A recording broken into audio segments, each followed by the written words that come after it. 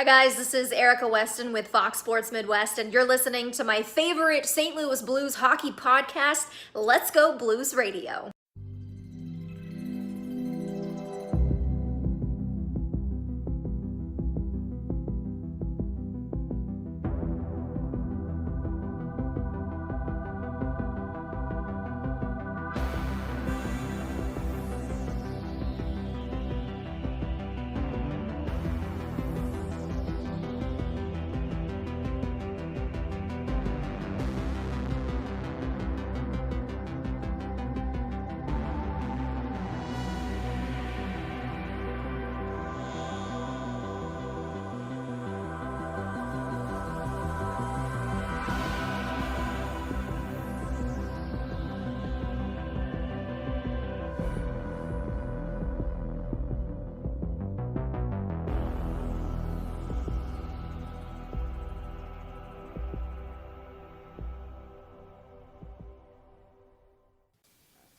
Welcome to Season 8, Episode 39 of Let's Go Blues Radio, the often imitated, never duplicated, the original St. Louis Blues hockey podcast. We are broadcasting live on Wednesday, November 13th, 2019.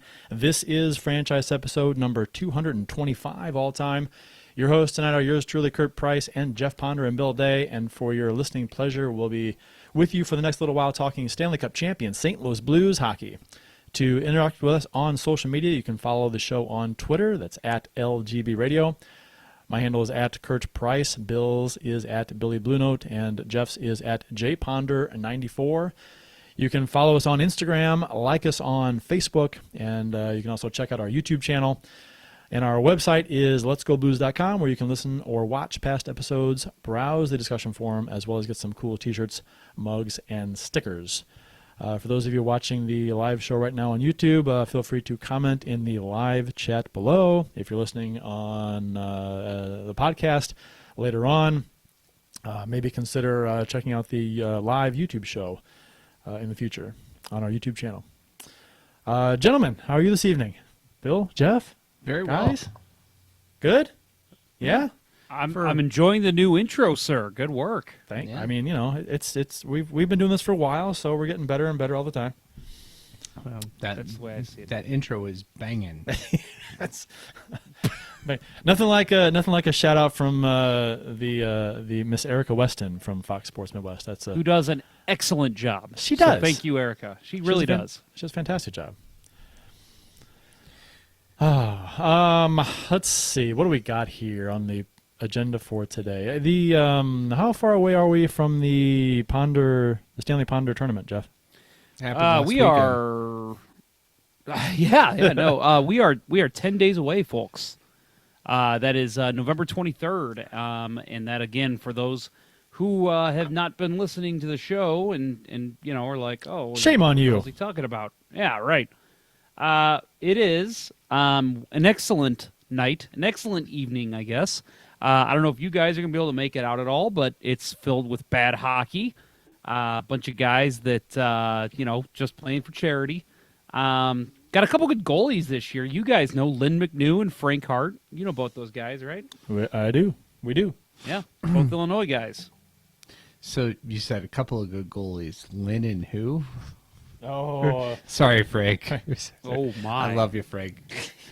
Oh, I'll be sure to tell him that what Bill Day said. Former high school great Bill Day. Did you see the interaction between Havel and Frank on the Twitter? Friends of ours, Tom Havel, longtime friends, a hockey buddy. Tom Havel and Frank Hart. Frank participated in the State Wars, a while back, and Havel gave him some crap for the pictures he was posting about his 5-hole being pretty big, and they had a little back and forth. I don't think it was that friendly. It was. I mean, I thought it was kind of funny at first. I'm like, I think they're genuinely pissed at each other for some reason. Social media. Yeah. Did not see that. And I'm just kidding, Frank. You know I love you. But yeah, the Ponder Tournament coming up. We've got probably one more show until then. Again, November 23rd, Queenie Park, Midwest Sport Hockey. And we have got so many awesome raffles, a lot this year. I've had a lot of people that are adding to the raffle, and it seems like it grows every year.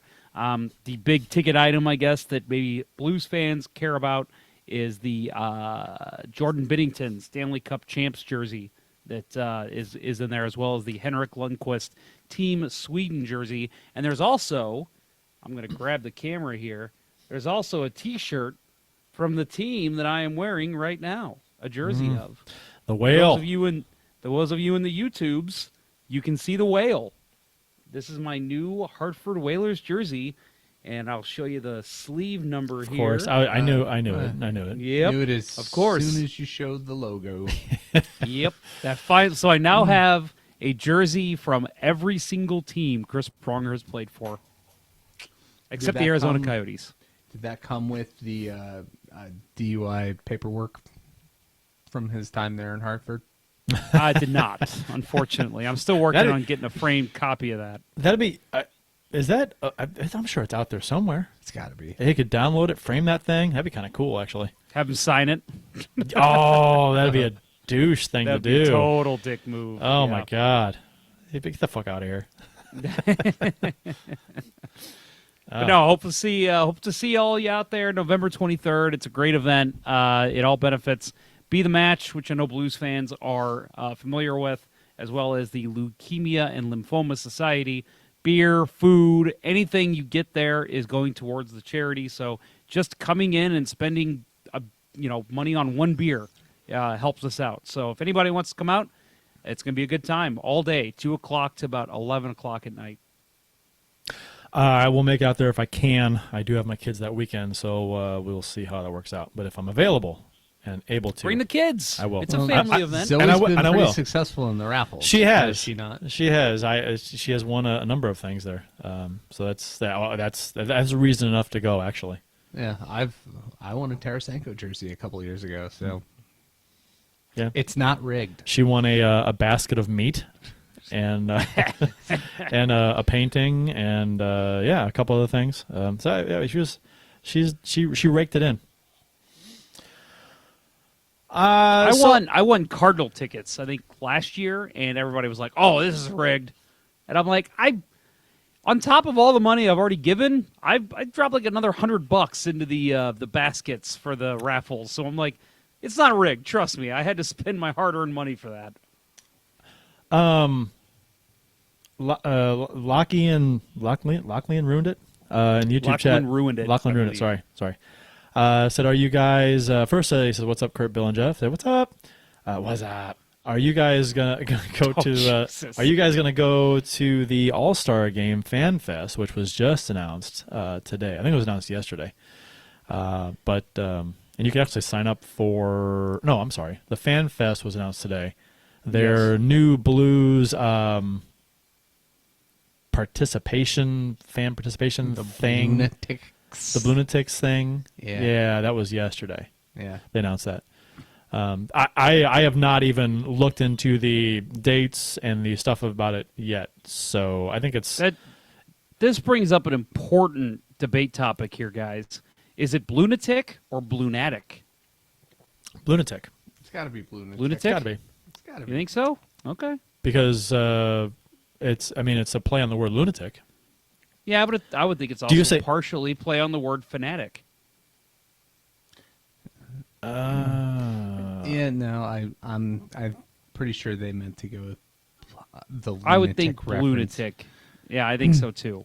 And I think the real debate, if there is one about this, is did they steal that? Because Yeah, Right. it's a pretty popular Right.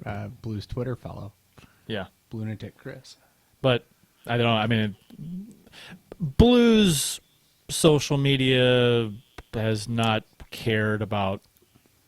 It has not cared if somebody else already has that name for something. It's happened a number of times, or very close to it. Podcast. Blues Hockey Podcast, Blues NHL Podcast. That's not different at all, right? And then the Blue Line Podcast. There was a issue there for a bit. Mm-hmm. So yeah, Yeah, well, that rectifies itself pretty quickly. it did, didn't it? Thanks Yeah, to it did. Cristiano getting a really good gig. Yeah. Yep. Squirrely Dan Draheim in the YouTube chat says, I ordered a Letterkenny Irish jersey, soon to be my favorite jersey. It's funny he posts that because I kid you not, last night I was online looking at Letterkenny Irish jerseys, and I was going to get one, and I might. I bought a T-shirt, and I might actually get a jersey too. What now, Squirrely Dan, did you get the home or away? Because there's or it's the Irish, not the Shamrocks, right? No, so it's the Irish is the men's team. Right. The Shamrockettes is the women's team. Well, The only team, as we know from our missed question at the Center Ice Trivia, the only championship team in Letterkenny. The only what? They were the only team to win a championship in Letterkenny. Okay. So, last night, Lachlan ruined it. Last night, my girlfriend bought me a Jake Allen shirt, and I asked, what's wrong with you? Nice. It's funny. That the Jake Allen comment is funny because my daughter, we were watching the game on, I think it was the game versus Arizona. She said, I made a comment about Sanford and about, I said, Sanford's frustrating because he'll pull a nice play every now and then, but personally for me, he doesn't play as well as I'd like him to most of the time. And my daughter goes, kind of like Jake Allen? And I said, yeah, but kind of, pretty much. Not to that extreme, but yeah, Right. same ballpark. I just thought it was really weird how Craig Berube last night in the shootout pulled Jordan Binnington out and then put Allen out there in Binnington's jersey. I thought that was crazy. That was unexpected. Mm-hmm. Well, Very. I could see he was going for like the shock factor, but I just don't think it worked. It was like the ending of Mighty Ducks, right? When they put Knuckle Puck in goal and comes out. That's what they were going for. The goalie. The goalie is Tyler is the shooter. Real quick, before we get into the goings on, the Blues and the NHL, real quick, an important thing on Twitter that was discussed yesterday. You guys say pop, soda, Coke, or other for your when you refer to sodas. Soda. You're a soda guy, Jeff? I would say soda because but a long time ago I had a boss that always called it sody.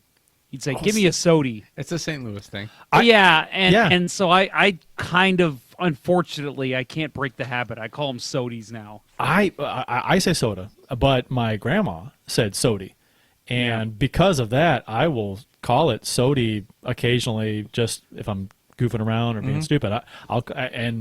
I said a lot, and there were a couple of comments on Twitter said that they also say sody, and they'd never heard of anybody calling it sody before, and it was interesting. So I will occasionally, in the same vein, messing around, call it sody, but I got it from a vendor at the old arena, and then he went over to Kiel Center, buy a sody, get a free straw. Okay, well, nice. There was a vendor at Busch Stadium. I think it's the same guy who said when the Cardinals were if buy they a scored a sody, run, we win it. Yeah, if they scored a run, hey, anybody want a sody? We're winning. Yeah, and then if they were losing, anybody want a sody? We're losing. Yep, I'm pretty sure it was the same guy. Wow. Yeah, I can count on my hand the number of times I've heard people say sody. Or different people say soda. I would say though, I typically would soda whenever when I'm consciously thinking about it. I say soda. Me too. And soda is more of a goofing around thing for me. But it's interesting. I don't know who calls it Coke. Coke just seems wrong to me. Yeah. When I was in Texas, I met a lot of people that called it Coke. And the map we've got here, the map that I posted on Twitter yesterday, on my account, it's got it broken down by votes, but by county, and what each county calls it across the United States. And Texas is way red. You know what's crazy is Dr. Pepper is invented in Texas, in Waco, and so I was in Dallas, which is about an hour north of there, and I remember my first day when I flew down there for an interview, and they all took me out to lunch after the interview, and one of the guys said, "Hey Ponder, can we get you a Coke?" And I right away was like, do they have Dr. Pepper? And he goes, you're in Texas, man. Of course they have Dr. Pepper. And I'm like, that's when I found out it was invented in Waco. And I go, but wait a minute, why'd you call it a Coke? No, man, that's what everybody calls it here. But it's confusing. Dr. Pepper. I'm like, but they're two different sodas. Do you know what's crazy about it? Is that people who call all beverages Coke, if they want a Pepsi, they'll say, I want a Pepsi Coke or a Coke Pepsi. That's so weird. And what happens if it is so? It's I don't. I mean, I'd be like, do you want a Pepsi or a Coke? Yeah, I don't. If you say Pepsi Coke, what do you want? Which one do you want? I mean, I guess whichever one you say last. I don't, or if whatever. That's weird to me. But I know people do it, and a lot of people do it actually, because it's like Texas, Louisiana, Mississippi, Alabama, Georgia. They the whole southern strip of states down there. They say Coke for a soft drink beverage, which It's is just odd. weird. I know. I mean, I don't like the pop. I don't like anything other than soda. But I can handle it. Coke, I hear, and I'm just instantly it's they're talking about Coca-Cola. There's nothing else in my mind that pops in, even after living in Texas for like 10 months. Yeah, agreed. Yeah. However, I will say that, being a hockey podcast,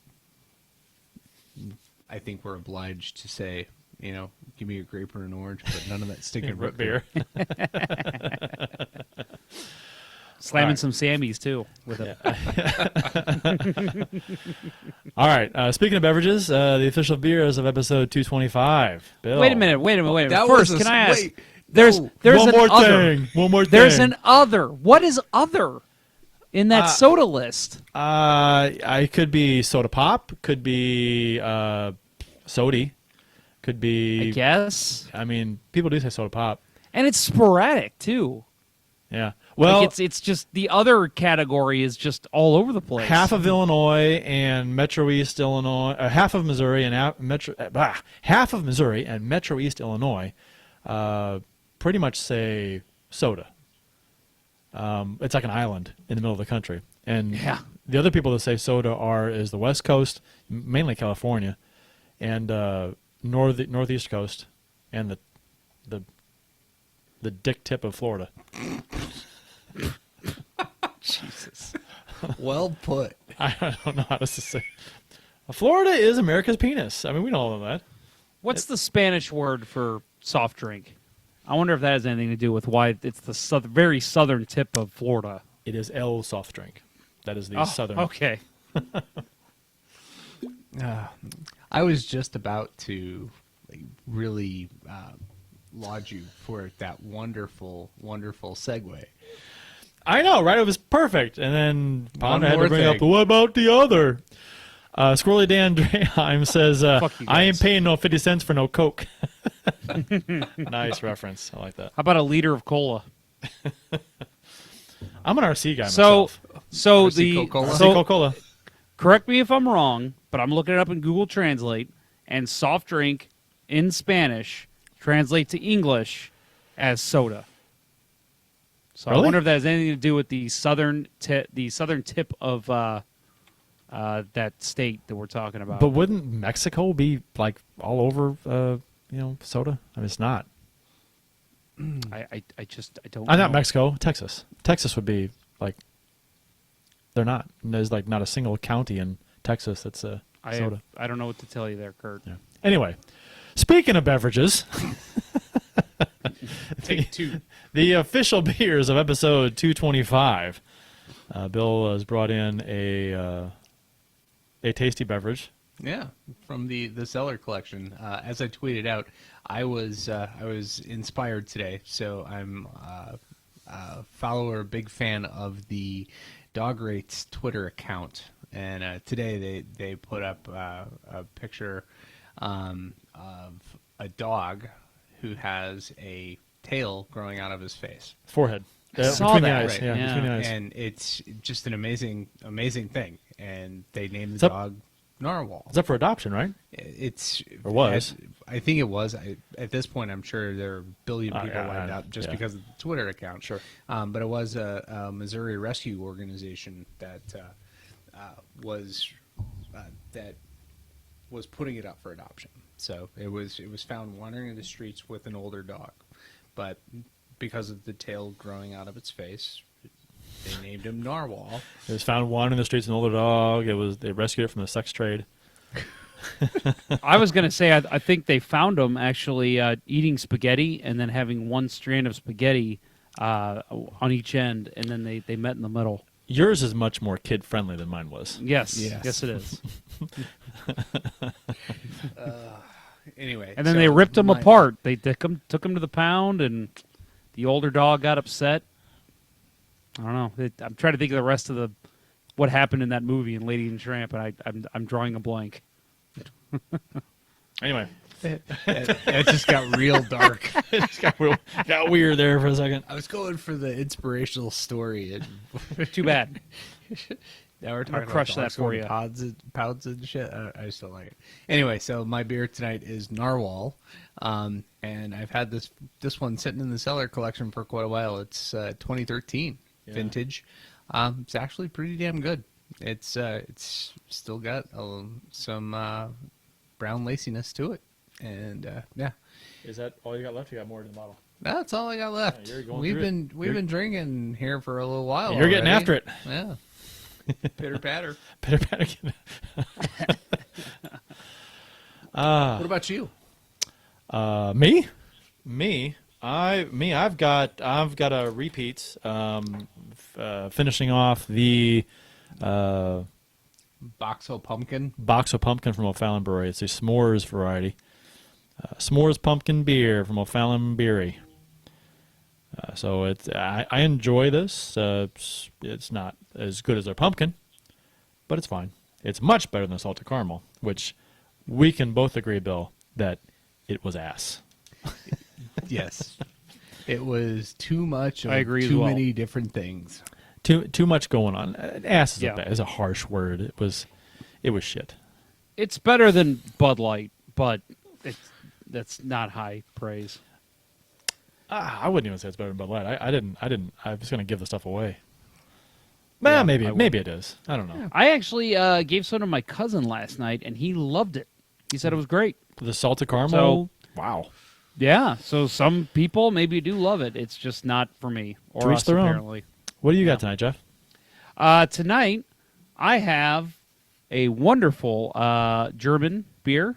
It's the I probably am saying this wrong, Paulaner München. It's a Salvatore. It's a double bock. So anyone who likes double bocks, these are fantastic. I think the only place you can buy these are at Friar Tuck. So good job, Friar Tuck, on stocking these for me. Friar Tuck in Randall's now has competition on the Illinois side. Total Wine has opened up in Fairview Heights. Oh, yeah. wow. Probably more so competition for Randall's down there. Yeah, I would think. probably. Yeah. I'm gonna go there. That's cool. Okay. Actually, That's cool. It's actually the whenever I buy cigars for golf, I like to go to Total Wine and get them. They have a really good selection of stuff I like, and of course you can't go wrong with their beer and liquor selections. So I don't think I've ever been to Total Wine. yeah, big fan. It's good stuff. And Wine's good. and take a hint, Friar Tuck. I haven't been made aware that Friar Tuck has a loyalty program. Total Wine does. Oh. That's a good idea. Yeah, every place should have a place like that, especially. Randall's has one. A place where you have repeat customers. They need to have some kind of loyalty program. That's my cousin and I at lunch, we make a point to go places at lunch that have like rewards points and things and apps that you can build towards free stuff. Mm-hmm. That's just, Right. that's just good business. Real quick, I do want to add, because I'm sure I've told my wife I got some double box, and she said, or doppelbox, I guess is how you say it as well, and she had no idea what that was. So for anyone who's wondering, it serves as a meal replacement, and that is a true story. It's very filling. It's a very full beer. It's good stuff. Did you guys hear about the journalist that his diet for Lent was he literally just drank, I think, 4 to 5 doppelbocks every day? And I did not hear that. Apparently, he was in good shape and lost 14 pounds while he did it, and felt healthy the whole time. He said he had a little bit of back pain that manifested from not eating the way he should, but he said other than that, it was a great diet for him. You can probably do that with Guinness too. Guinness is. I would think so. Yeah, that variety. I would say that's probably for people in the United States who never had double box, similar to Guinness. I would say maybe just in the way it goes down. Yeah, it's a very heavier, not too hoppy, very malty beer, and whenever we go to Hofbrauhaus, that's typically what the part of the menu that I'm perusing. They're under new management. Are they? Yeah, because they were kind of the people were complaining about the food and the service and the general of it. Yeah. Well, that's good. I went there a couple times. I mean, it was so fucking busy. Yeah. I've never been there. It looks awesome from the outside. I didn't really have much food there. I had a pretzel, which was good. I mean, you can't screw up a pretzel. Yeah. So, little side story on this, and a little trip down memory lane. Bittersweet story for me. So, last memory I have, my grandmother passed away in summer of 2018, I guess. This was last summer. Right before that, and she was living at the Shrine. They have a nursing home there. She was there. So that's right across the street from the Shrine. So had some family in town, and we all went out to dinner there. It was Tuesday night, beautiful May night. Sat outside, drank beer, sang German songs, ate schnitzel. It was a beautiful, beautiful night. And that wound up being the last memory I have of my grandmother. She passed away the following weekend. Okay. And she was sitting there, had a giant pint of beer, or a giant, nice, the huge mug, and ate cheesecake for dinner. Nice. It was beautiful. Yeah. So I'll always have a fondness in my heart for this place. And actually looking forward to going there, taking my parents out for their respective birthdays. Their patio in the back, I think, needs... It's big, but it needs something. There's tables out there, right? Yeah. But it needs some kind of partial covering, or maybe pagoda. I don't know. Yeah. I don't know. It just seems like it's missing something. It needs something extra. Yeah. If just stringing lights around. Yeah. I don't know. That might be it. And maybe the new management will take care of it. Maybe. Today in Blues history, courtesy of the @STL Blues History Twitter account, November 13th, 2019 is today's date. So November 13th, 2014, Vladimir Tarasenko had his first career NHL fight versus Ryan Ellis as he recorded a Gordie Howe hat trick on today's date, and the Blues won 4-3 over the Nashville Predators. Anytime there's a Today in Blues history with Nashville in it, you got to talk about it. I think Nashville has probably replaced the Blackhawks for me as far as current team I despise in the division. No, Chicago's they're not successful. Been good. Yeah. Right. So and that's why. And that's why. Sense. The Blues and Nashville are like neck and neck usually, so that's where it's at. Yeah, I agree with you. And we talked about this fight, actually, in the Summer Series. Plug. For anybody who wants to listen to that Summer Series still, good stuff with Justin Bradford in the media for the Nashville Predators. So we did talk about that. That was a very big talking point for us because you don't see that often. First of all, Vladimir Tarasenko getting in a fight. Second of all, a superstar getting a Gordie Howe hat trick. Right. This one's an old one.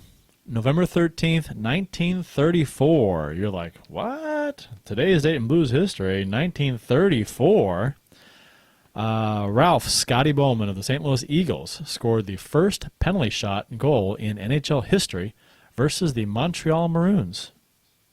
That is unbelievable. That's a neat little thing. It really is. I didn't know that. I saw that today. I'm like, huh, how about that? Yeah, that's neat. Impressive. Yeah. Scotty Bowman scored the first penalty shot goal. It's not the same Scotty Bowman. It could be. Could be, but It could it's be. not. It could be, but it's funny because Relation? this Scotty Bowman of the St. Louis Eagles is Scotty Bowman St. Louis. It could be the same person. It's funny. It's neat. So this is what You they're have to for. think if there's a relation. I'm gonna look this up now. Yeah. Probably not, but That'd you make never him know. like 90 right now or something. No, thinking a little more 100-ish. Oh, yeah. Today's date in Blues history, 1986. Brett Hull scored his first NHL regular season in his first NHL regular season game. Scored his first point, first goal against the Hartford Whalers. So is that one of the reasons why you're wearing the jersey tonight, Jeff? To commemorate that? Exactly. Totally planned. Yep. That was exactly why I did this. No, it's funny you say this because for those that follow me on YouTube, again, more plug. I have been getting tapes from old NHL games, and I've got some from the 86 goal season of Brett Hull. I just transcribed, I don't know if that's probably not the right word. I watched and recorded Digitized. there you go. I like that. Digitized. Brett Hull's 83rd goal from that season. So I'm hoping to get more. Maybe I get the 86th. But I had never seen those before. I mean, honestly, I probably did, but I don't remember them because I was very young. So anyway, no, it's cool. All that is first game. So obviously, big career ahead for the Brett Hull and the Calgary Flames. Oops. They won the Stanley Cup though after that trade, so it's hard to say that anybody really won that trade. They both kind of won.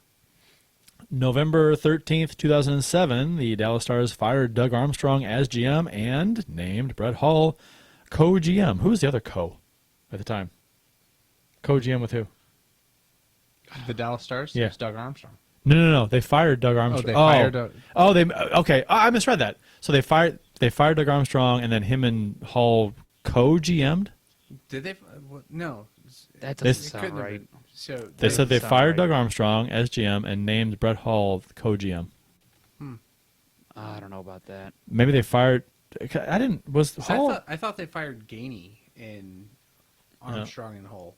Were there. That I don't know. I'm looking it up. Okay, good. Because maybe there's a typo in the SL Blues History Twitter feed. No, probably not. Probably Never. Not. That can't be right. Never. No, that can't be right.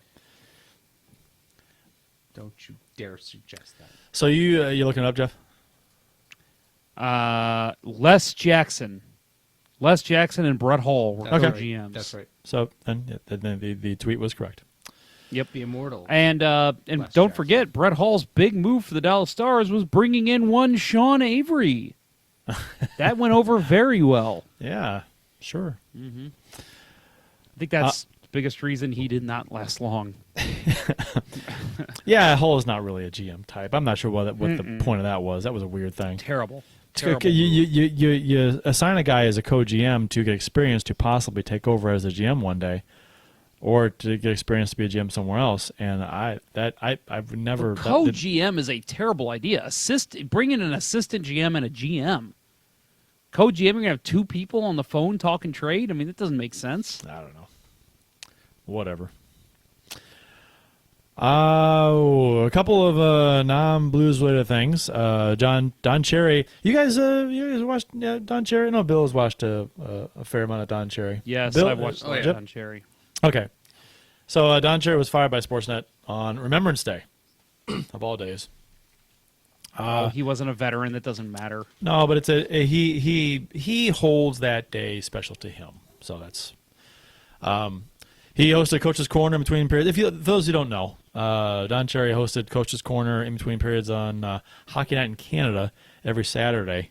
Hockey Night in Canada during the season on Sportsnet since 1982. 37 years. 37 years. He said 38 in his interviews. So maybe it was like either way. So He's not good at math. Yeah, prepping for this discussion, I watched a few different videos, and when he was on Tucker Carlson, he said 37. Yeah, okay. He did? Okay. Because you got to be right when you're on Fox News. Sure, yeah, Factually because accurate. nothing but the truth, right? Cherry has listeners. Yeah, I know, right? Stop talking politics. Whatever. 5 seconds in 5 years. Cherry has always been super supportive of veterans and the poppy movement in Canada, and Remembrance Day is big for him. So his comments were directed at immigrants. So I mean, if he said, "You people come here, at least you could spend a couple bucks to buy a poppy." And he goes on to say, "These guys paid for your way of life that you enjoy in Canada." The thing is that people are buying less poppies nowadays. The poppy pins that they wear to support the troops in Canada. And I think he was kind of lashing out at immigrants as being a reason as to why that is. They don't buy them, I guess, according to him. So are you guys surprised that Cherry was fired? I mean, because it's kind of, I mean, people have been calling for him to be fired for a long time, actually, over things that he says. I think it's about 25 years too late. Yeah, I couldn't agree more. He's so maybe not 25 years, but he's past his expiration date. Way past. Yeah. When I thought for sure when they moved, like I thought the perfect timing would have been when they moved from CBC to Sportsnet that they could have just said, "Sorry, bud, you're not our shtick." Yeah, and I've said this before on the show about Cherry. I enjoy him in a sense that, like, because I enjoy listening to the stupid things he says, or the things that I get to listen to and say, "Well, that's not." I mean, come on, that's an opinion from 30 years ago, Don. I mean, come on. Right. So, yeah, and to be honest, when he said that on the air, I was like, that is not out of character for him whatsoever. That's just who he is. No. And I think that was just for some reason, it was the straw. I'm not sure why it was the straw, but it was the straw that broke it. I think it ruffled a lot more feathers than we realize. I think there was a lot of people in Canada, like not even just immigrants, that were turned off by that comment. Yeah, I think one of the first tweets I saw when the thing was breaking was Wyshynski said, the NHL can spend millions of dollars promoting hockey's for everybody, and it's all undone in 35 seconds on a Saturday night. Yeah. And I mean, you got people. It's a true people statement. People here in St. Louis and United States, they do tune into Coach's Corner, whether it's live on NHL Network or if they have a illegal stream that gets it to them, or they watch it later on YouTube. People tune into that. I mean, a lot of people hang by his word. So hearing that is very bad publicity for the NHL. I would say people. I wouldn't say people hang on his word. I would say people they tune in because it's entertaining. Yeah. You know what I mean? More correct. And not so much entertaining that people agree with him, just entertaining because what's he going to say next? Like Brett Hull's entertaining. You know what I mean? Right. Like Brett Hull says some weird, crazy, controversial stuff. Yeah, right. But people like, oh my god, what's he going to say next? Let's hear Brett Hull talk. Don Cherry's that way. He's going to piss people off, and that's the way he is. And that was that. When when the NHL Center Ice package was first a thing, I made it a point every Saturday night to watch the Hockey Night in Canada broadcast, even if it interfered with a Blues game. Mm-hmm. I watched it, and Coach's Corner was like, I wanted to watch Coach's Corner. I wanted to watch Hot Stove. I paid more attention to the intermissions than the actual games. And but it's Cherry. You at this point, and I think this is kind of what the moral problem for Sportsnet is. They knew who they were employing. Well, yeah, and they pushed him into 2019. He got ratings.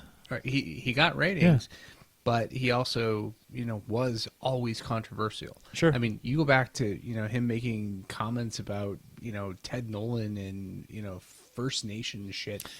That Ted Nolan not getting a job wasn't a racist matter. I mean, that was pretty controversial. The thing about women in the locker rooms, women should not be in the locker rooms. And that I saw somebody tweet out that killed her dream as a child of being a sports journo. And I mean, that well, could and be then a just pretty harsh reaction, but yeah, no, the just general distaste that he has for anyone who's not Canadian in the league. I mean, that's something that annoyed me. He would talk about like Olympics, Right. and he I would would- talk about how bad every team was except Canada. I always thought that was funny. To me, I thought that was. I mean, he wasn't trying to be funny, but I don't think. But I always thought it was funny. I mean, granted, I thought that that's a stupid stance. But again, I guess I'm just in the camp where I was like, well, that's ridiculous in a funny way. I mean, let's face it, that's what a lot of us did. We all sat around and listened to him and thought, that moron, and we laughed. But at the same time, again, you think about what the NHL's goals are. Hockey is for everyone, and that includes nationalities. I mean, he's publicizing that Canada, you got to play the Canadian way. How many times did he say that about European players? Right. So I think, again, the struggle that you have, if you're the hockey broadcaster that is employing him, Don Cherry is part of the fabric of the history of the NHL, right? He was the coach of the Big Bad Bruins. He became an institution. He's in and Rock'em of Sock'em himself. Hockey. Right. Rock'em Sock'em Hockey 1, 2, 3, and 4, I believe. Great videos. Is that all? Yeah, no, they're great. Yeah. I don't know how many. There's there are about out there. 40,000 concussions on there. Yeah. But and even that, when people started to come out and talk, ex players would come out and say that the game's dangerous. He turned on them and called them turncoats. But what I'm trying to get to is you knew who he was. Yes, he was synonymous with the game of hockey. Yes, he was part of the fabric in one sense, but he was an Anglo-Canadian bigot. Yeah. Always has been. Male, Sure. chauvinist bigot. And that's who he was. And I think if like I said, if Sportsnet would have decided not to continue on with him, a lot of people would have understood, and it would have happened without the controversy that we're seeing now with him being pushed away from the game. Now, somebody's going to pick him up, and he's still going to have something to say every Saturday night. Maybe not on national broadcast television, but why the hell doesn't he do a podcast? We should have him on this show. That's all right. I'll pass. That'd be that'd be fantastic, and you know it. That'd be great. Hey Jeff, I got Don Cherry. You wouldn't say no. I'm not coming on. You'd love it. You'd be here. I would be here, but I'd let you handle it. It'd be fantastic. You don't get my interview expertise with Don Cherry. You could ask him any question you wanted to, and you could put him on the spot. I could. You're right. Maybe that would be worth it. All right, let's do it. I'm sure he's not busy. Call enough. up Don Cherry. The leaked Avalanche Stadium Series jersey. Real quick, the thoughts on this? I don't know if you guys haven't seen it, but it's been all over. Yeah, I actually It looks like something that a rejected Captain America shirt or something. It looks terrible. Yeah. So I just retweeted what I thought was the best response. One of my favorite favorite Twitter accounts and websites, Hockey by Design, all about the aesthetics of hockey. They said, the more I look at the Avs Stadium Series jersey, the more I'm convinced this was their design process. It is a child play with colored blocks. And To me, I it have looks- to agree. It looks like something that I would be at like a discount store, maybe like I don't know, some kind of Goodwill or something, and I would say, "Oh, these are nice pajamas for my son." Yeah. Or it looks like something you find at Walmart, like where it's labeled as an Avalanche jersey, and you're like, "Well, that's not a jersey. That's something that's like it's licensed by the NHL, but it ain't no jersey." It's just, Again, we made the joke about the Flyers jersey and the one last year. It looks like something you get at like Sam's Club or something.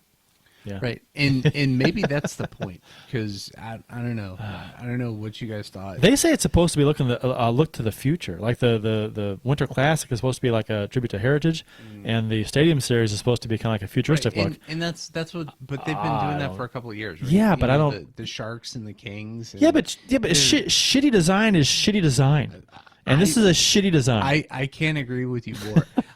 Instead of a look to the future, maybe it's a race to have the shittiest jersey possible. I mean, I've talked a lot about how picky I am with design, with logos and designs, and I'm a graphic artist, and I majored in the whole visual communications. So I'm schooled and I have very strong opinions. It does look like something Alvin would wear from Alvin and the Chipmunks. That's funny. Yes. But this is, this is not a good design. This is awful. And here's my thing with all these Winter Classic jerseys and third jerseys and all the logos, whatever the teams use. You have the opportunity to do anything you want. You can design anything, and then a number of things, and then put it up for discussion, approval and to critique among who's deciding what jerseys you get to wear or whatever. But you can design anything. And you design this? Yeah. This, I don't get it. This is the best design that you came up with? This one won for the allegedly. But and we lost Ponder again. What happened here? Oh, Jeff. There he is. I'm here. Hey, guys. Hey. Anyway, we were just bitching about the jersey still. I know. But, I was listening. Okay, So very good. Did you guys? I don't think we talked about it, but the Stars jersey for the Winter Classic. Oh, very underwhelming for me. yeah. Did we talk about it last week? We did, didn't we? Yeah, we did. I think Yeah. the Yeah, STDers. A little bit. Yeah, it was. Yeah, it was. I must not have gotten that deep into the show. It was. I was not. It's better than this one. You guys have seen that. I love the colors, but it's The colors are great. It's underwhelming. Colors are great. It looks like I didn't a Captain like America. the Stars or the Predators jerseys personally. I didn't like either one. I Yeah. preferred the. I think I prefer the Stars. I prefer But- the Predators. I think Did you? the Stars, Uh, it looks like the Dallas STDers. It's terrible. Oh yeah, right. That's right. Well, they did have Tyler Seguin modeling. it. Yeah. Both those two jerseys and this Colorado one, I think they fucked it up. missed. They're just not. They're swing and misses. They're just not good. They can do anything, and you choose this. It's like, come on. Yeah. People get paid a lot of money to be good designers, and this is the shit that they come up with. It's almost like they asked like Versace to design a jersey or something. That's what they came up with. Some kind of like off the wall crazy jersey that you see a model walking on the runway with in Paris. Something that nobody would actually wear. I was going to say like Bobby the Intern designed these. Mr. Blues Hat made a comment in the YouTube chat. I'm gonna read it without proofreading it. So I'm gonna give him that benefit that it's something good. Here's the thing. Usually the person least qualified to choose a quality jersey design is usually the one who makes the decision. Owner's wife. Yeah, probably. Yeah. Oh yeah, Blues have been there. Mm-hmm. Yeah, they have. Ruth Ornest, right? Yep. That's probably true. But even in today's NHL, I mean, when marketing is so important and there's so much money to be made, you don't want to fuck this up. And I get it that there are people in power in these teams that have zero design background that want a heavy say on what they like. It's like you guys aren't designers. Don't let that up to the experts. Well, we talked about it last week. Like for the Stars, it's easy. Throw back to the Minnesota North Stars or even your original Dallas Stars jerseys. Like, I thought of that too. I mean, I know Nashville. It's a little tougher because they don't have the legacy, and but Colorado does. What about a Nordiques jersey? How awesome would that be? I think that's cool. I the first thing I thought of with Dallas was why not do North Stars, but then I thought, well, that's Minnesota, and I get it. It's the same franchise, but it's their first Winter Classic, and they probably want to showcase Dallas, not Minnesota. Yeah, you know what I mean. I guess same thing with Colorado, but I mean, what about the Rockies? I know. I don't know. I That's think not the it's same all franchise, a huge miss. It's the Devils. Yeah, Yeah. but didn't they use the Rockies before the jersey? They may have. I in the think third they jersey? have. I think they used it for the Stadium Series they already played in. I could be wrong. Well, and I mean that is a tribute to the Colorado State flag, right? Yes, right. That's true. Rockies motif. So Yes. it makes sense. That is true. So yeah, I mean, I if this is the jersey, it's a leak. It looks legit, but you never know. I will not be buying one. Not that I would anyway, but just Right. yeah. I'm sure you'll see somebody who's who buys it and did you see the full jersey? The one with the they don't show the guy's head. There's a guy modeling it, and he's got the hockey pants on and the socks, no shin guards on. And so it's just like skinny legs, these big pants. Looks ridiculous.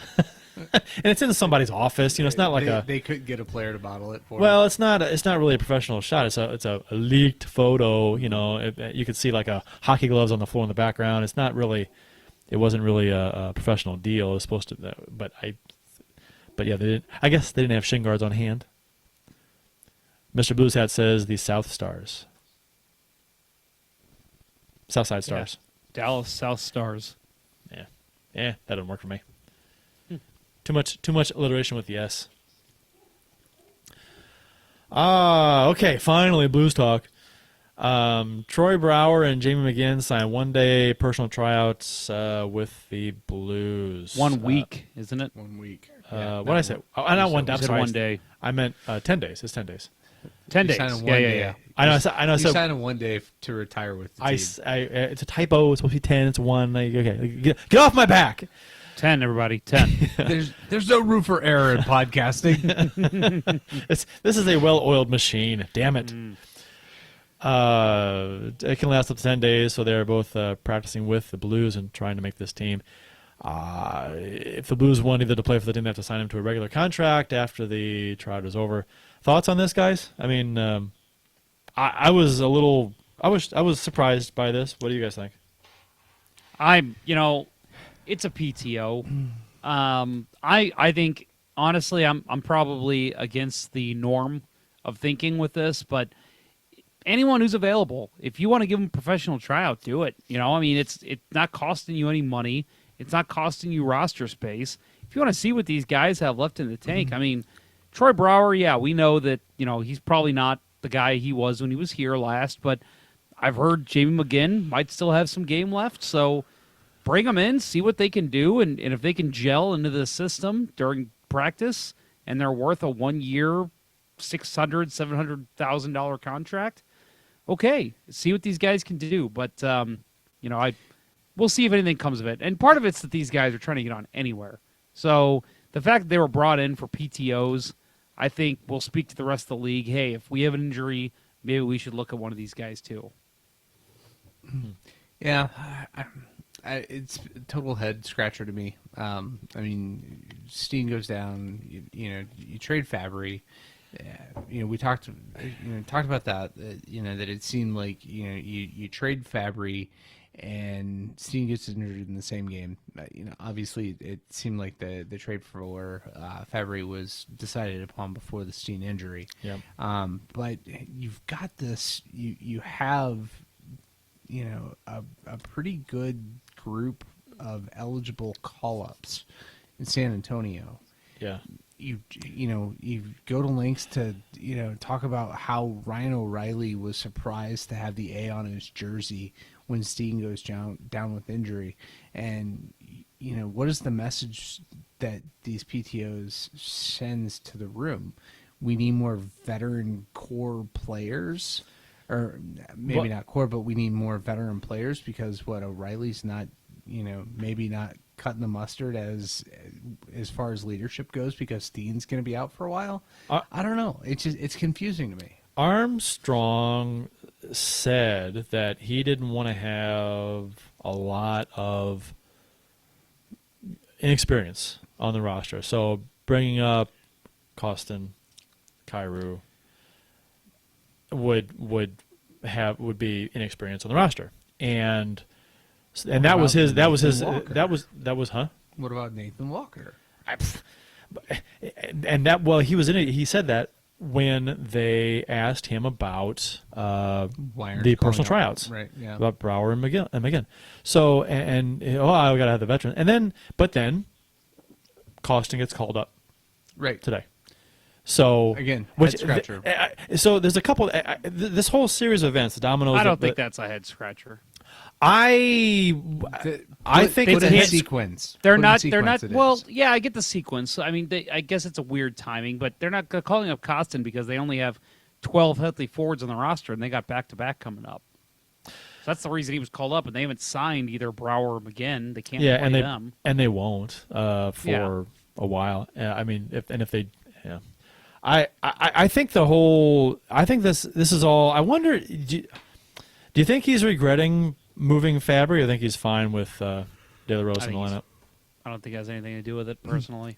Yeah, I don't either. I'm not saying he. I mean, if he still had Fabry, would he move him now for De La Rose? I don't know that Fabry would still crack the lineup, No. I don't think so. Well, either. even with the injuries. okay. I Do you think Kostin gets? I still see think- Kostin getting called up if Fabry's on this roster. Yeah, He just wasn't performing in the right. system. Somebody's getting called up, right? He wasn't given the chance. He didn't earn the chance, and he went to a team that was very thin. Sure. Up No, front, I get it. and he gets a hell of a lot more opportunity there. He wasn't going to have those opportunities here. No. I think it's great for everybody that Fabry went to Detroit, and in the first 2 games has, Yeah. Detroit's super excited. I mean, Oh, I know. Well, he's got 3 points in right, 2 games. right? So. Tweeting out 2-game point streak for Robbie Fabry. Yeah. two games is a streak, Detroit takes what they can get right now. right? I think. and that's what it is. But Yeah.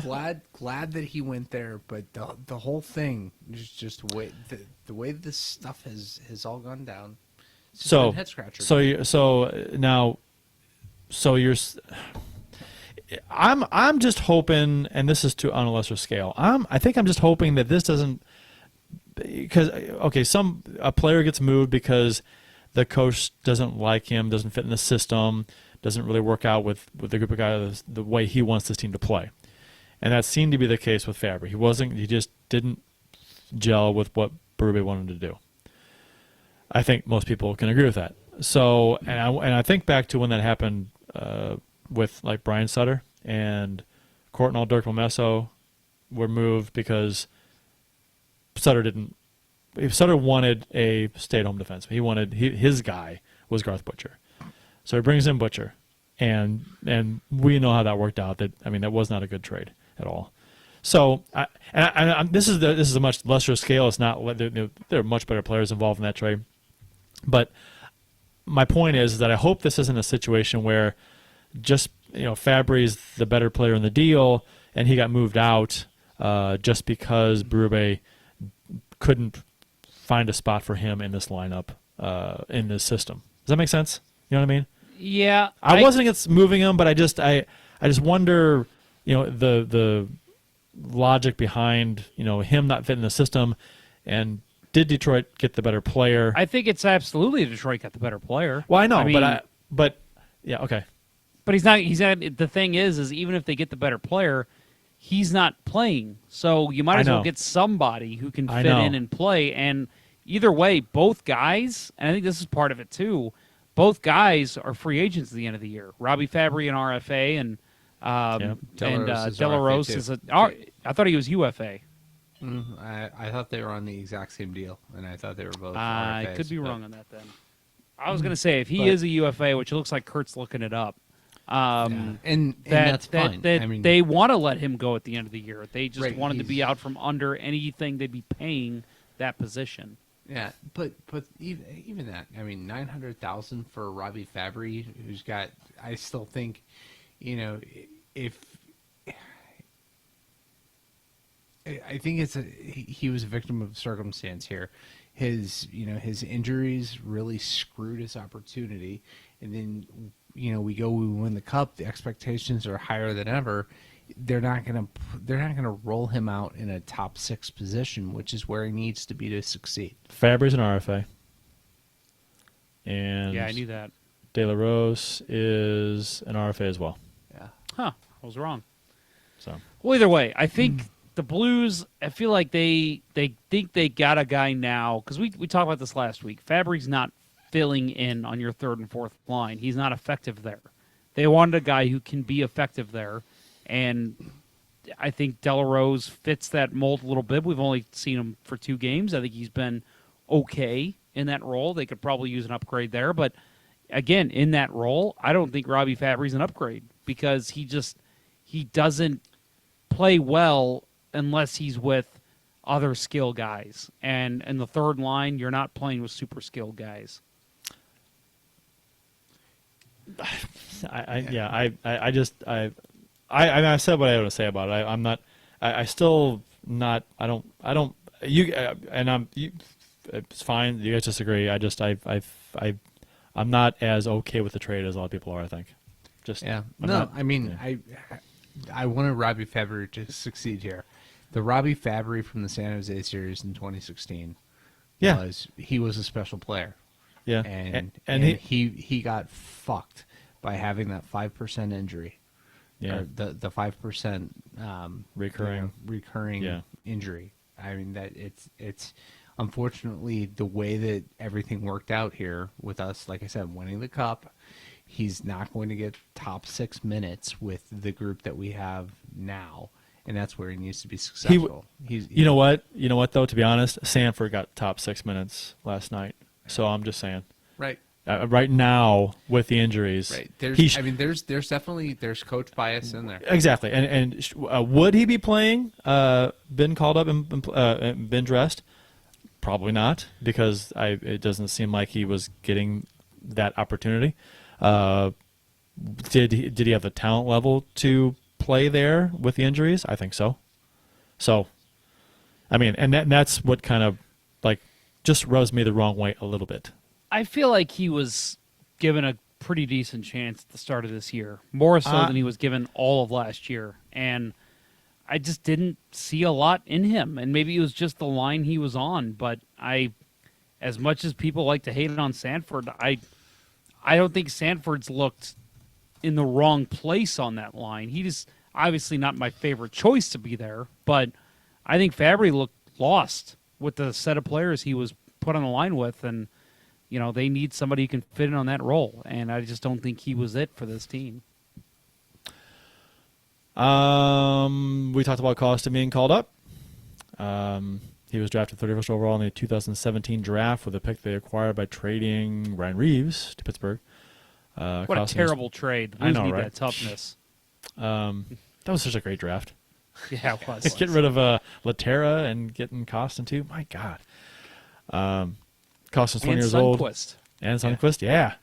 Right. Once he learned how to turn a circle in less than 30 strides. He had a really good training camp. Pertnier made the team out of camp. 3 goals, 5 assists with San Antonio this season, 10 penalty minutes in 14 games. Armory literally just said they wanted to get Kostin more playing time in San Antonio, and that he's still young. And during the interview when he talked about the PTOs with Brouwer and McGinn, McGill. So that was a little surprising, I guess, that the call up came when it did. But and after one day of Brouwer McGinn's PTO, I think it's probably way too early to say that they don't like what they see out of Brouwer, but what Jeff said, that the back-to-backs and whatnot, this probably has more to do with it. Right. I think it was probably obvious that neither one of them was in any kind of game shape, and if you're going to have to put somebody in, you got to make the call up. To be honest, I'd like to see Sanford sit. And play. I think he might be the guy that maybe sits in one of those back-to-backs to let Kostin play, unless there's an injury. I just don't. And I saw some people. I don't know if it was hope or speculation, but the little bit I got to be on Twitter the other day after the PTOs were signed, where I forget who it was that said this may be a move to light a fire under Sanford. Possible, yeah, that's fine. I mean, again, I'm gonna say again, I don't hate Sanford's game. Again, I think if he's your biggest problem on this team, then you've got a good team, and obviously the Blues do. But I would like to see him contribute a little more offensively. And if you can get Kostin in there and he steps in and has a good game, especially if he plays in a top 6 role, if that's not lighting a fire under Sanford's ass, start putting up some points, I don't know what does. I think he lacks consistency. He'll be invisible for so long, and then and all of a sudden he'll pull a nice play out of his ass, and it's oh wow, there he is. Nice I mean, how many times have we said that? Like, holy cow, what a play by Sanford! And then 10 minutes later, you're saying, "What the hell, Sanford?" Yeah, has he played since? I haven't seen him out there. I haven't noticed him. Yeah, right. So, yeah, I'm excited about Kostin. I think a lot of fans are just to see what he can do. I mean, preseason was nice, so we'll see if he can replicate some of that success he had in the preseason in the regular season. If he plays, Let's face it, he plays. you gotta start pulling this, bringing some of these guys up because you got to get some guys on the ELCs and grabbing some of that playing time because if you're going to try to keep the core of this group together, you're going to have to start interchanging some parts there on your bottom 9 players, and I think Kostin's a guy that could fit that bill if you can bring him in and mold him to fit this team sooner rather than later. Well, Kostin's only 20. I mean, it just seems like we've been talking about him for a while, but he is only 20 years old, so Armstrong's right. He's not like he's 23. Right. I mean, the reaction I saw tonight when, again, get ready for the show was so many people are psyched about Kostin coming up like he's going to be the next one, the next Tarasenko. No. He's going to come in here and he's going to be okay. He's going to make a defensive mistake and then get benched for a couple of games. That's the way it's going to work. Yeah, we all know it's going to happen. We all know it's going to happen. He might have right off the bat. His first couple of shifts might look pretty good, and then he's going to make a defensive mistake, and then he's going to get benched. That's just the way it goes. Yep. Or he's going to turn the puck over, and it's going to lead to a 2-on-1. Yep. I can just see it happening. Hopefully not, but we'll see. Yeah. We got some conversation in the YouTube chat too. Let me back up a little bit here.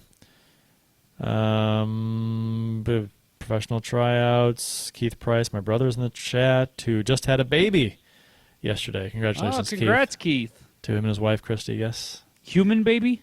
Human baby, yes. Okay, as opposed to baby number 5. So yeah, they have been going to town. Holy cow. They're going to give the Doers a run here before too long. They've got a whole hockey line out there. They do. They got a whole. Our line starts, coach. It's Ruby Ray, right? Ruby Ray. Yeah. So yeah, good stuff. Congrats again, Keith. Yeah. And it says, are there waiver issues with a Walker call up? No, I don't think so. No, I don't think so either. it's on a two-way. No. Let's see. What's up with Calgary's 90s style jerseys? I like it. Calgary. Oh, tonight. Yeah, don't. Oh, are they wearing the orangish, reddish ones? No, they're wearing this year's jerseys, aren't they? This year, tonight. They're not wearing the classics. I don't like wearing the black flame. I don't like it. Calgary, for some reason, screws up the stripes. Mm-hmm. Every jersey except for their 80s and early 90s, they screw up the stripes. They got stripes going diagonally and ending nowhere. They got stripes under the arms. They got weird stripes in weird places. Just stop with the stripes. Somebody needs to figure out stripes in Calgary. That ain't working. The 80s jerseys, the ones I think there was ones they won the cup in. Yeah. With the orange and white stripe. Yes. Yeah. Those are beautiful jerseys. They need to just stick to those. You can't touch a flame when it's red hot, Jeff. Yeah. I used to. Damn right. I used to absolutely hate them because they beat the Habs in '89. Yeah. Wearing those jerseys, the Lanny McDonald goal, where he does the high step dance after beating Patrick Watts. It was a pretty goal. They're classics, unlike everything that they've fielded since then. Yeah. What was the one with like the bullhead? Remember that one? The flaming bullhead. Yeah. Oh, yeah. Terrible. It's second worst jersey to the Mooterus. It's a bull. It was a horse. Yeah, but whatever. Whatever it was, who cares? Stallion. Right. And of course it's going to be a tribute to the Calgary Stampede. But yes, any NHL jersey that has something to do with cattle just seems to go awry. Why not Yager for PTO? Huh? Because he owns the TV place for it. That's a good point. Yeah. He does. I forgot about that. By the way, why not Yager for PTO? That comes from our friend Winning Unlimited, Adam Gold. So, hello, Adam Gold. It's a sideshow the Blues don't need. Yeah, Adam Gold? Well, that too. You said Brodeur was the last jersey you were going to buy like that, but you tell me you wouldn't go out and buy a Yager jersey with the Blues. I actually don't think I would. I would love to see him come here for 5 years and play till he's 50, but it's not going to happen. All right. He's only got 2 years now, right? Isn't he 48? Oh, my God. I think he's 47. I could be wrong.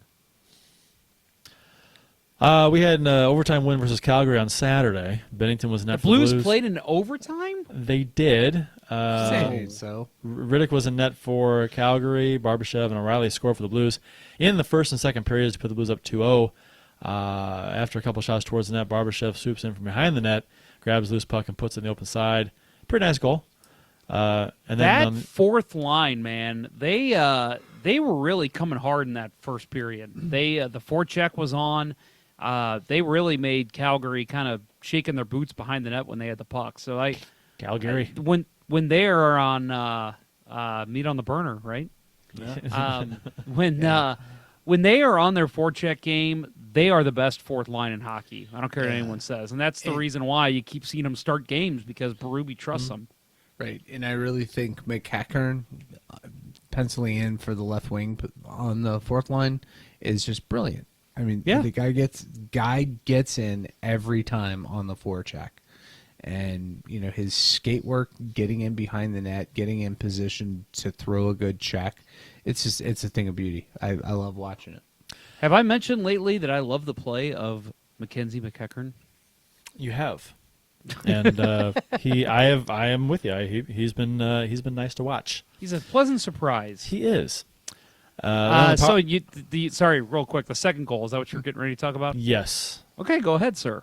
Then on the power play, Perron slips O'Reilly a slick little short pass, backhand pass, and O'Reilly puts the one-timer by Riddick to put the Blues up 2-0. And you were going to say? That is a play I think we've seen the Blues kind of make a little more lately, and it seems I think we saw it a little bit last year, but that where they have two guys lined up real close there in the slot, and it's just a short pass and a one-timer. And it seems like it's working, so they keep going to it, and especially with O'Reilly and Perron, those two seem to really have the touch for that. So they just if you look at O'Reilly, all four guys are right next to him, and he still gets a good shot off because I think people were expecting Perron to go across the crease. Well, you know how Perron does the little pullback, slight toe drag wrist shot where he shows the shot and then pulls it back and changes the angle a little bit, and then takes that's that to a greater degree. They're passing at 4 feet and getting a quick shot off, and the angle is completely different. So Yeah, the same kind of thing. because the previous one was wasn't it O'Reilly to Pietrangelo in the Oilers game? Wasn't that Might have same been. 4-foot pass? Yeah, might have that been. Jeff was talking about. Who was on the wing on that goal? It wasn't Sanford, was it? It may have been because I don't remember who it was. It was on the power play. I don't remember if he was out there or not. But anyway, whoever it was on the other side, I think if you watch the replay, they do kind of draw off, like making it look like that's going to be the obvious pass Perron tries to make across the crease. And that has to be a design play by the Blues because it's been we've seen it to perfection this season. So it's 2-0 going to the third. And stop me if you've seen this movie before. the Blues because gave up a lead? the Blues blew a 2-goal lead in the third period. It's just, I asked you weeks ago, Jeff. I remember specifically saying, "Are you concerned about the Blues blowing these leads?" And you're like, "Yeah," and it's still happening. Yeah. It's so nice that they're getting points in every game almost, but God, they have got to hold on to a 2-goal lead. It's crazy. Yeah, it's if they continue this trend well into November and December, and especially giving up the extra point in the last night's game, it's going to be a bad story. But the fact that we're top of the division, top of the Western Conference, not playing our best hockey, figuring out how to hold a lead in the third period shouldn't be rocket surgery for these boys. Yeah, after last year. So yeah, if they figure it out, I think we'll be in good position. Figure it out. Figured out. A nice goal by Kachuk. I mean, the less than 10 minutes to go in the third period. I don't know how to. I mean, I watched this play a number of times. I'm like, how could the Blues have defended this goal better? It was just a nice goal. It was very nice. It was nice passing. The Blues weren't really out of position at all. It's just a great receiving of the puck by Kachuk. I think it was off both skates, like skate to skate, not to the stick. And the only thing I wanted to like, I was watching it and I hit the replay, and I'm thinking, I want to yell at Pietrangelo, because Pietrangelo's kind of skating by him when it happens, and it's like, well, it's obviously Pietrangelo's guy, but they're rushing 4 in. I mean, Pietrangelo's just trying to play the pass and, not let anything go across the crease. There's just not much you can do on a play like that. It was just well executed by the Flames. And then Bennington kind of mishandled the tying goal by Travis Hamonic with just over 4 minutes left in the game. Probably should have covered it. I'm saying that. I mean, if he could have, Parayko fumbled the puck. But he did. It was poked away from him. Yeah, but it was slapped away from him. Yeah, but I actually blame Parayko a little bit too, because after the puck got poked away and it kind of bounced in front to Bennington, he kind of gave up on it. Right. Because I think he assumed, well, he'll just cover it, and he didn't, and he tried to play it, and he whiffed on it, and and he was dead. Yeah. So it was a total gaff play by both of them. Yeah, I thought it was a lazy, sloppy goal against. Somehow it was Jake Allen's fault. Yeah, I'm sure. Well, I'm sure it was. He didn't. He was too deep in his net. He didn't mimic Riddick enough in the game in the pregame skate to warm the team up for him. Who was very good. He played very well. Yeah. Yeah. So. He's a surprising guy. I still feel like the wheels are going to fall off, and he's probably not what we're seeing here. But man, he's strung together some damn good games in his short NHL career. And then Prawn wins the game in overtime as Calgary's 3 skaters collapsed in, and O'Reilly slides a little pass over to Prawn, who buries the one-timer. Not that unlike the goal we talked about. The short pass to take away the angle. Yeah. The set play. It's just a good shot. It was. That was a good shot. And it's Perron in overtime, so he's money in overtime nowadays. And that was a power play goal. It was a power play goal. We've seen a lot of that. We've seen a lot of overtime power Actually, no, it wasn't. Power play was over. Yeah. Power play expired, and then they had a stoppage, and then they went back to 3-on-3. Yeah. Yep. That's right. Yes. But we have seen this year they are calling a lot of penalties in overtime. Saw that again last night. Too many men. We'll get to that. Yeah. It's just fucking ridiculous. I'm going to bitch Storm about that, so I can't wait. Me neither. Let's get to it. Let's get to it. The Arizona Coyotes ended the Blues' 7-game win streak in a shootout. Bennington was back in net for the Blues. Darcy Kemper was in net for Arizona.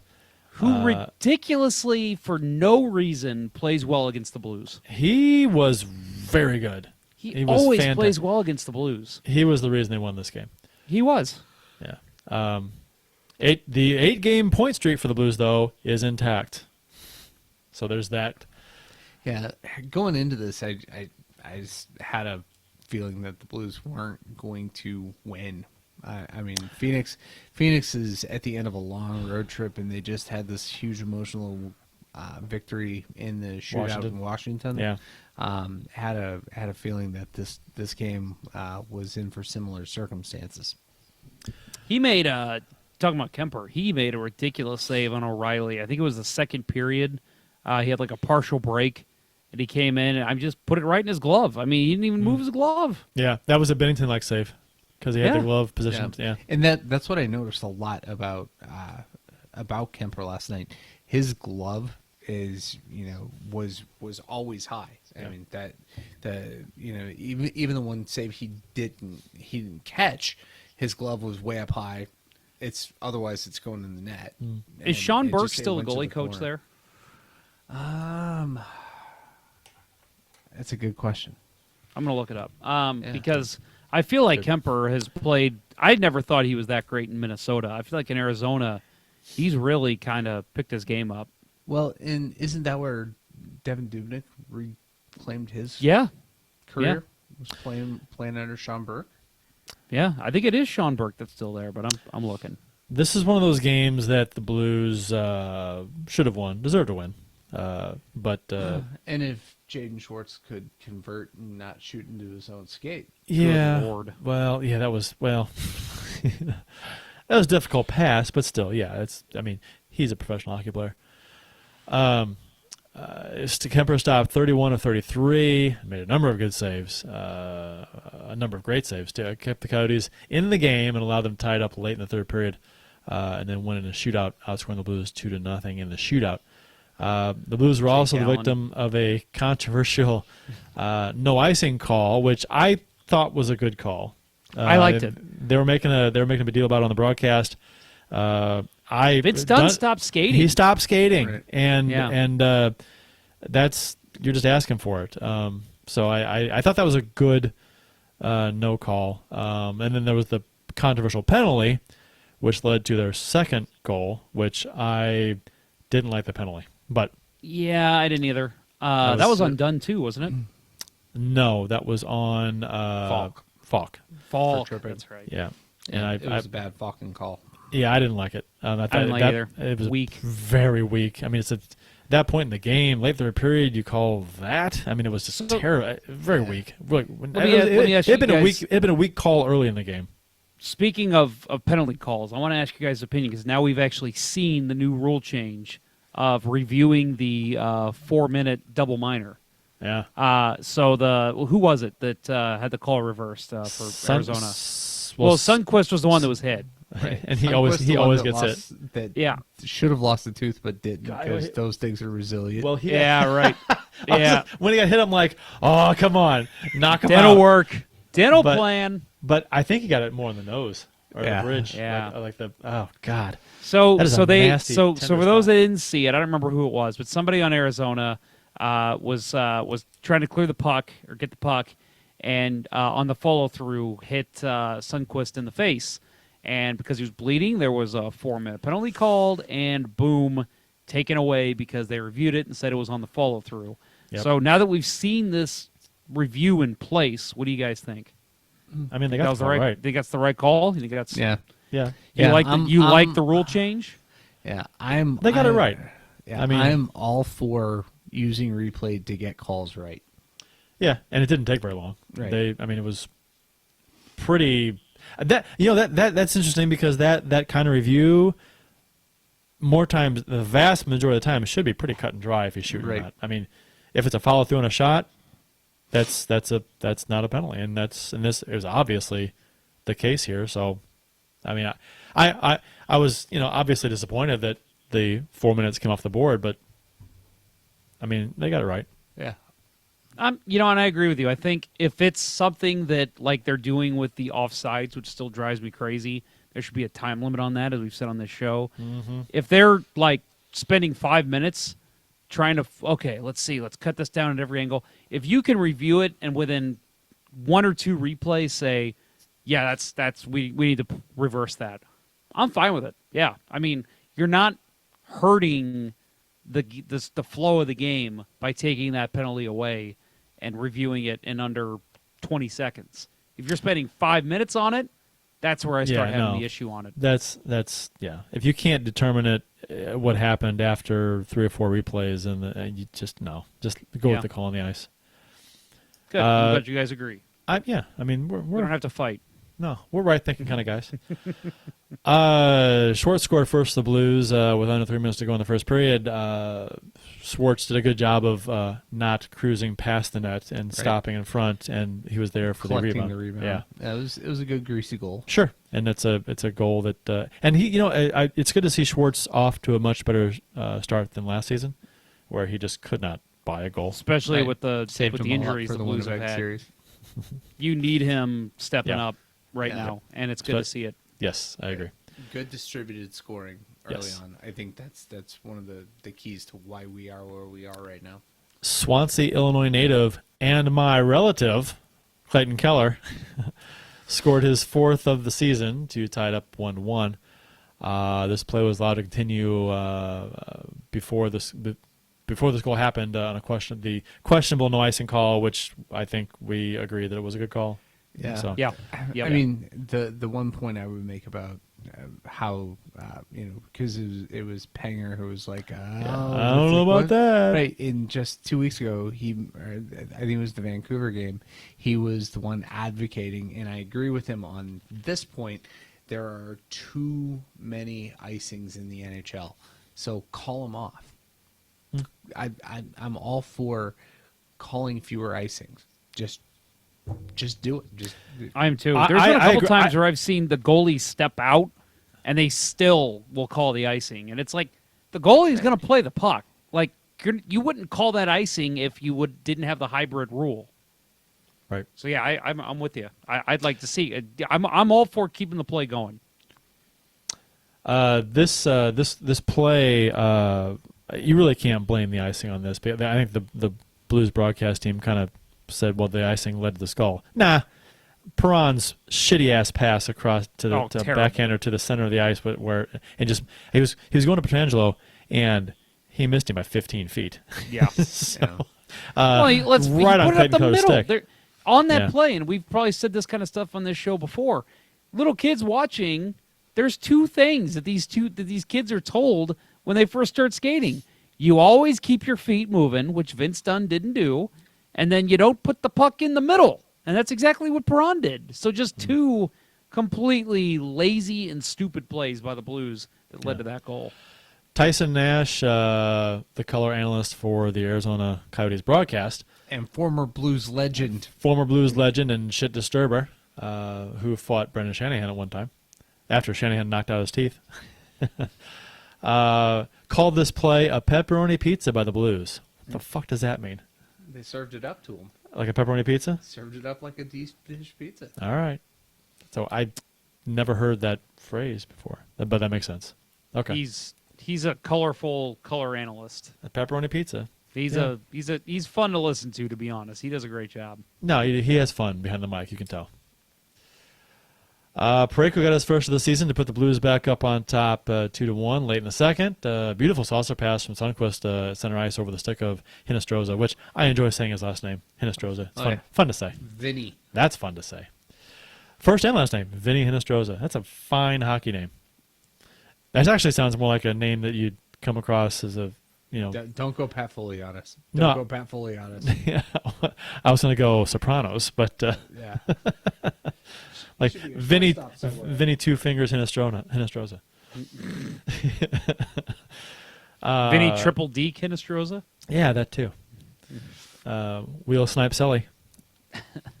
And Parayko skates in right wing and puts a nice low shot by Kemper to score. But nice play all around, fantastic. It's set up by the pass from Sundqvist, like you said. Yeah. Just a beautiful pass. Parayko got his first of the season. So up 2-1, thinking, okay, good. You got that goal back.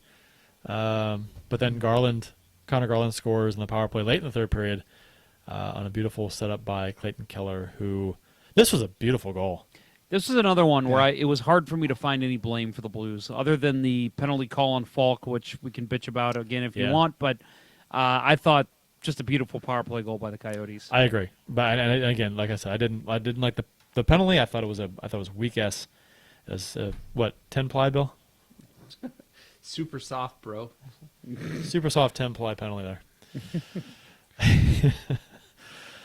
And the Blues failed to score in overtime, the shootout. They sent Bozak and O'Reilly. Coyotes scored on both their attempts, and that ends the Blues' 7-game win streak. But their 8-game point streak is intact, so there's that. I'd like to see some fresh faces in the shootout. I know they've been okay. What are they now? 1-3, 1-2 in the shootout. I don't even know. Bozak and O'Reilly's numbers in the shootout aren't that great. Like no, 30%. and I bitched about Tarasenko before because he's never been a good shootout player. Why not throw out a Vince Dunn? Why not Binnington? Justin Falk. Why not Binnington? No, I mean, let's see some fresh faces in there next time we see You know a what? shootout. That's 'cause a I think- great point. Throw Falk out there, get him a goal. Yeah. Yeah. Get him on the board. He's been shooting the puck a I mean, lot not more, it which wouldn't is good. count for him, but still, he in a Right. game you could put the puck in the net, Confidence booster. get him going. Yeah. Yeah. Right. Just like, when I'm on the golf course and I know I'm putting the snowman on the card, sometimes you just need to hear the sound of the ball hitting the bottom of the cup. Yes. Yep. That's true. Okay, I actually finished this hole. Yes. Now I can. Okay. Yeah, that makes sense. Huh. Up next for the Blues in Columbus on Friday night. They are 6-8-4 with 16 points, currently 7th in the Metropolitan Division. 3-5-1 at home, 3-5-2 in the last 10, coming off a 3-2 shootout loss in Montreal on Tuesday night. So we've got that to look forward to. I missed. I was just going to say, remember that this is the back-to-back we mentioned earlier in the show. So they're going to have the Ducks on Blue Saturday. Jackets. Yeah, that's right. Blue Jackets on Friday, and then Ducks on Saturday, and then they get 2 days off. So, So you expect Jake Allen Friday night. I would imagine. it's Jake got to Allen be Friday, Jake. right? Jake, and then you got Bennington against the Ducks. That would make sense. Shouldn't we just what the hell's in front of your camera? That Jeff? would be my cat. I'm pulling an AJ from I'm like, Tealtown. My what cat's the doing hell? the show. But we should, Bennington's nickname should really be the Fat Man, if you think about it. Jake on Friday, Jake and the Fat Man on Saturday. Jake Yeah. and the fat. Yeah. Okay, that took me a minute. I get it. I was Fat Man and Little Boy. But is he That's nuclear what. That's weapon? where my mind went. I'm like, what? Is he making a World War II reference? I was not. I was Okay, not. got it. But yeah. Anyway, But no, so I think we're gonna see Kostin in one of those games, right? You think we'll see him Friday, or you think they'll wait till Saturday to throw him in? it probably depends how practice goes, right? Yeah. Maybe Yeah, morning skate. See how it goes. I'm gonna say Friday. I think we see him Friday. I would expect to see him Friday. I'm an impatient person, so let's do Friday. Yeah, It's on the road too, a little less pressure probably. maybe. Yeah. Yeah. Although Blues, for whatever reason, Blues fans always seem to travel well to Columbus. Yeah. You notice that? Yeah. It's not a bad drive. No, it's not. With this shitty weather, it's not the best, but it's not a bad drive. Should be better by the weekend. Oh, do you guys have anything else you want to add before we sign off for the evening? How's the YouTube chats going? YouTube chats. We got Fizz Chaser says, FYI, the last several weeks, Kurt Bill audio is coming through in just the one side of my headphones. Jeff is fine. He comes through in both headphones. That's we know, and it's something that I'm going to try and look at. It's got to be something with my setup here. I'm not sure why that is. It's coming off as mono, I guess. Not sure why. So Yeah. We're going for the old school analog sound. yeah. Old school Yeah, we podcast as sound. we say every show, I guess lately since we started this new setup, we are working out the kinks. But we feel Yeah. like overall the show itself, especially the podcasted episodes, have turned out really well for the most part. So Yeah. just the small things we got to fix. Yeah, and the visual presentation with this new platform is fantastic. Much better than we've had in the past. So Plus, you get a better look at Bill now, which is nice. yeah, it's the way to go. Mm-hmm. If you're into that kind of thing. Let's see. Keith Price said thank you for the comments on the newborn. No problem. Squirrely Dan's going to be at that game. I think he's talking about the Blue Jackets game. I would think so. Probably not Anaheim. Well, it's in St. Louis, so that would make sense. I mean, why would you say Blue Jackets? Why wouldn't you say Anaheim? He said that game. That game. He said He's talking that about- game, and we I were know, talking more about we- the Blue Jackets game. Okay, yes, sir, in Columbus. Okay. Yeah. Okay. That's awesome. Well, enjoy the trip. It's a lovely drive once you get out of Illinois. You know what's funny? Just a side note. One more thing, guys. I have driven over to the East Coast from St. Louis once or twice, and I am not kidding. You pass Columbus, and you go, about another 50 miles before you hit oh hell, what's the next state? Virginia? Pennsylvania, West Virginia. Pennsylvania. West Virginia. You're in West Virginia for about 30 miles. And I'm not kidding. The minute you get out of Ohio, it is beautiful. It is just hills and just greenery, just beautiful stuff. Country roads. Country roads take me home. It's crazy. It's real crazy. Squirrely Dan says, I'm at school at OSU. It's the only time I get to see Blues in person. Awesome. Nice. So there you go. Well, have a good time there, sir. Enjoy the game. Bring home a winner. Yep. I think that's about it. Good show, guys. Well done. As always, to you fellas. Yeah, well, thank you, sir. I'm with you, fellers. I'm with you, fellers. Thanks for listening, everyone. Thanks for those who participated in the YouTube chat. Appreciate it. That was fun. We hope you guys enjoyed it. For Jeff Ponder and Bill Day, I'm Kurt Price. That will conclude this week's broadcast of Let's Go Blues Radio. Until next time, everyone, let's go Blues. Let's go Blues. Let's go, Blues.